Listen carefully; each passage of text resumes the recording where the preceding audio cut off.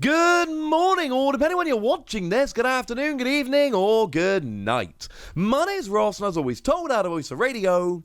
So today, we need to take a little bit of a look at that new gym promo pack over in Japan, because what we've got over there is a new Pokemon V, as we tend to do, a new trainer card, which looks kind of interesting, as we tend to get, and some other cool stuff as well. So we might as well start off with the Pokemon V, as we tend to do. It is Infernape V, and I don't get his facial expression, and it's creeping me out. Now, and this is the first Infernape V.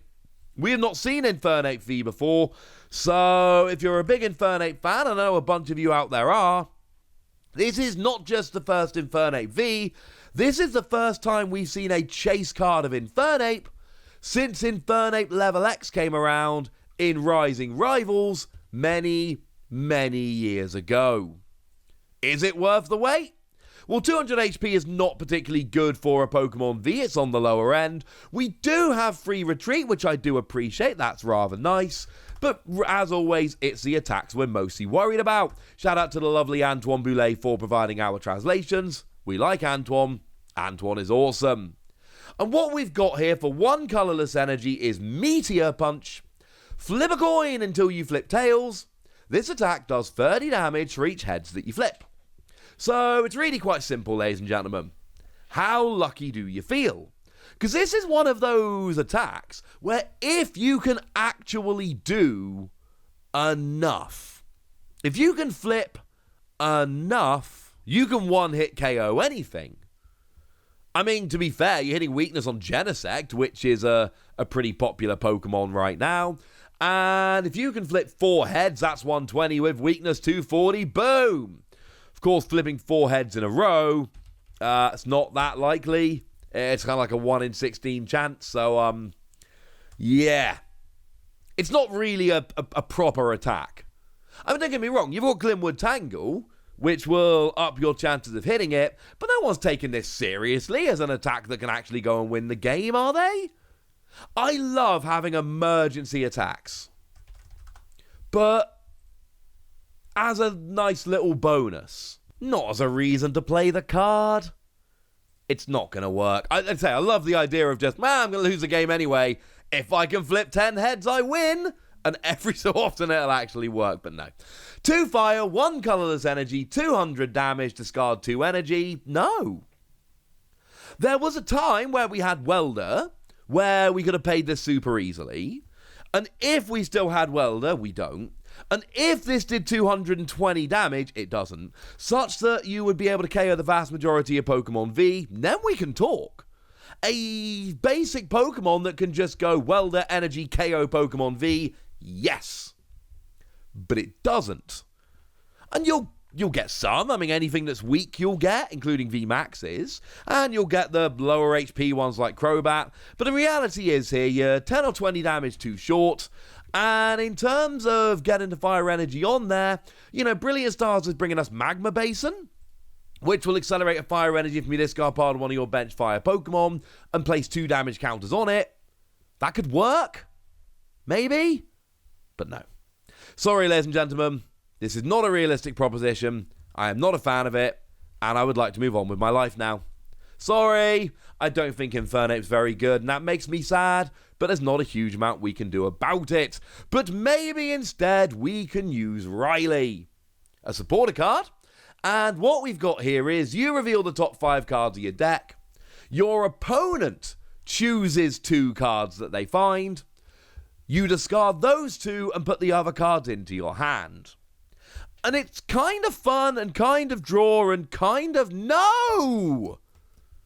Because the problem is, unless your opponent is absolutely terrible at the game, this gives your opponent an opportunity to really hurt you. Like, if what you're looking for, what you're desperately looking for is twin energy. Let's say for argument's sake you need a twin energy. Well, in the most games against a competent player, your opponent is going to know you want a twin energy. I suppose you might be able to hide it from them, but good players most of the time can look at your board and look at what you've done the last few turns and reasonably deduce what card it is you're looking for, or indeed which would be the most useful card of the 5 you've just revealed. So get rid of it. It lets your opponent almost guarantee that you're not going to draw into the card you want. Your opponent can basically block you from drawing the card you want to draw.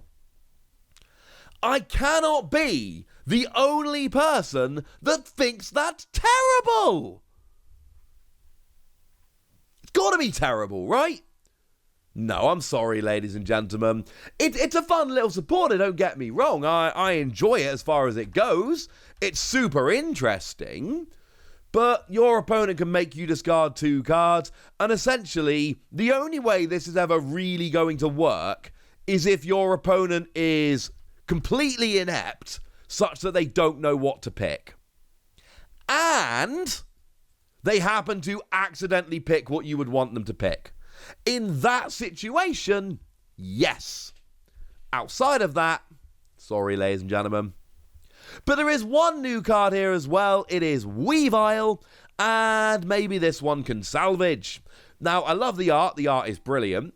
And what we've got here is single darkness energy. This attack does 20 damage to one of your opponent's bench Pokemon for each damage counter on that Pokemon. I love attacks like this. Basically, what this means is you do a bunch of damage, and your opponent retreats to the bench.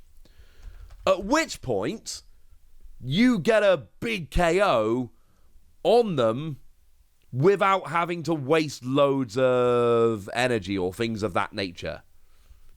Sounds good to me, ladies and gentlemen. Sounds very good to me.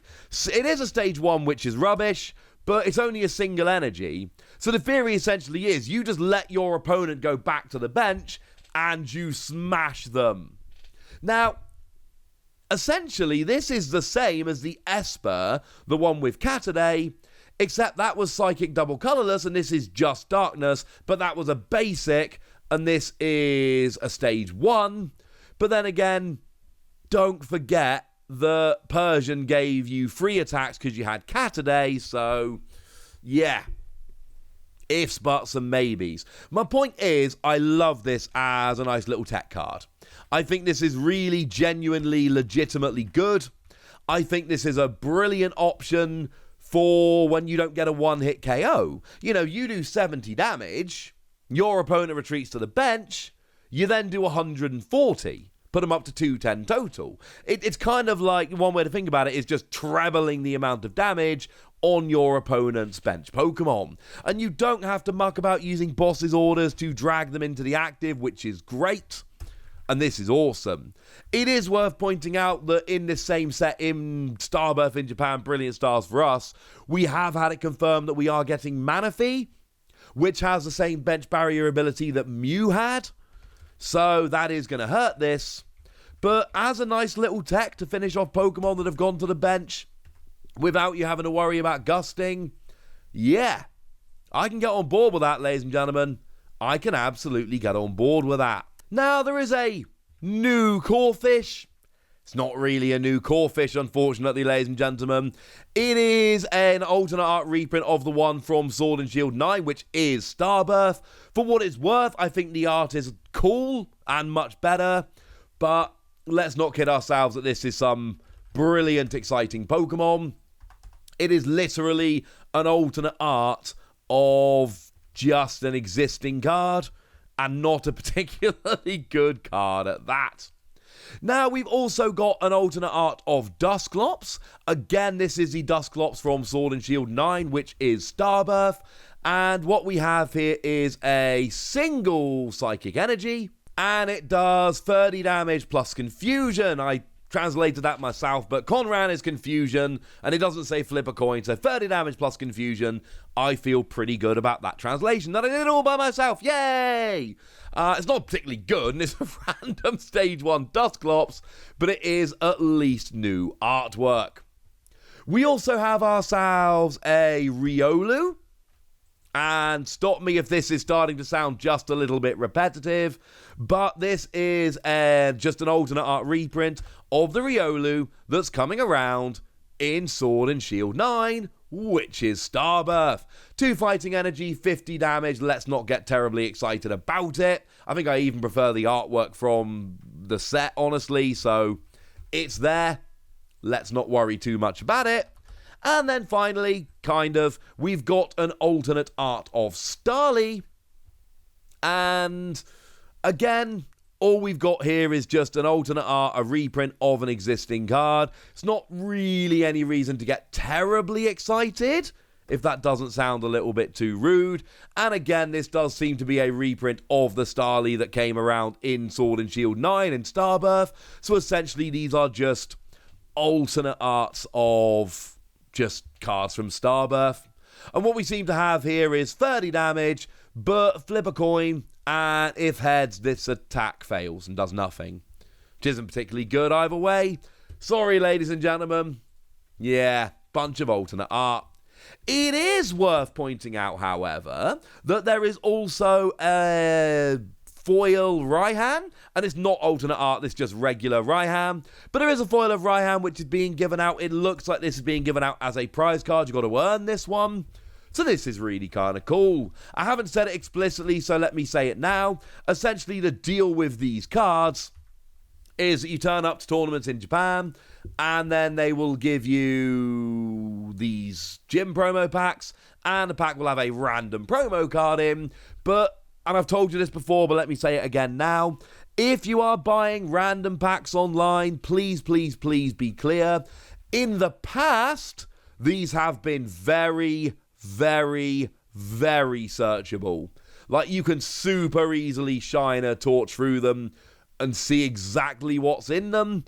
So if you are buying random packs online, please know that you're not probably going to be getting the card that you want unless it's just some random common.